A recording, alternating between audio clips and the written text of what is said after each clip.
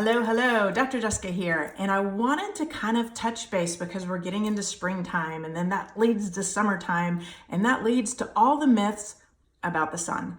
And one of the things that we have been taught for several decades now is that the sun is very dangerous. We should never let it touch our skin at all. But I want to kind of take you back in history, and I want to let you know where that came from and why there's some myths that just need to be dispelled with that. So we go back to the 70s, and that was really when government started to teach us how to eat nutritionally.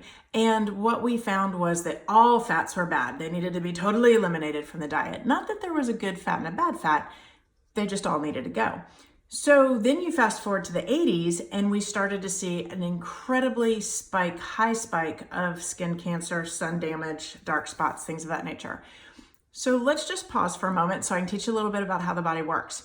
When the sun starts to beat down, your skin starts to develop vitamin D. For that to leave your skin, you have to have good fats in the bloodstream.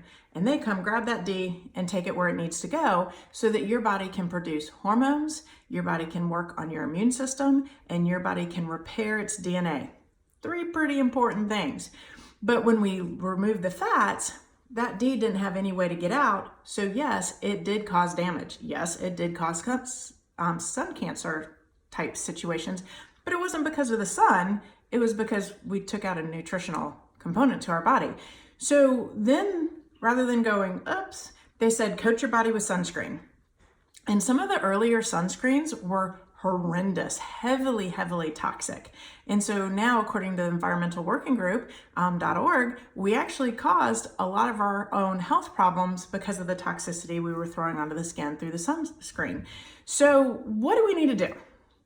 We need to use wisdom. If you're heading out to the beach, especially if you live in the South, we all love to go to the beach. If you're heading out to the beach, don't go out at noon or have yourself heavily coated with sunscreen because you will burn. And we can all agree that burning your skin is bad.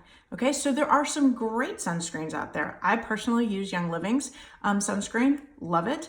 If you happen to be at the beach and you're stuck and maybe you forgot it at home, Badgers makes an excellent sunscreen that can be bought at some of the local health food stores. But then in terms of that, what else do we want to do day to day? Because we do want the sun touching us. We do want the health benefits from the vitamin D. So you're going to use your wisdom with this. We're going to go out early in the morning. We're going to go out later in the afternoon.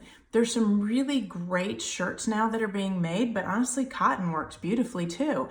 Cover yourself if you're going to be out for extended periods of time so that the body can absorb what it needs, but we don't get into crisis situations, okay? So I hope this has been helpful to you, but the sun's good. We do need it. VitaminDCouncil.org actually lists the 17 known cancers because our vitamin D levels are in the tank. Also directly related to mood and feelings of happiness and success. So sun in small amounts, fantastic. Sun used wisely, perfect. Hope this has been helpful. Talk to you soon. Bye.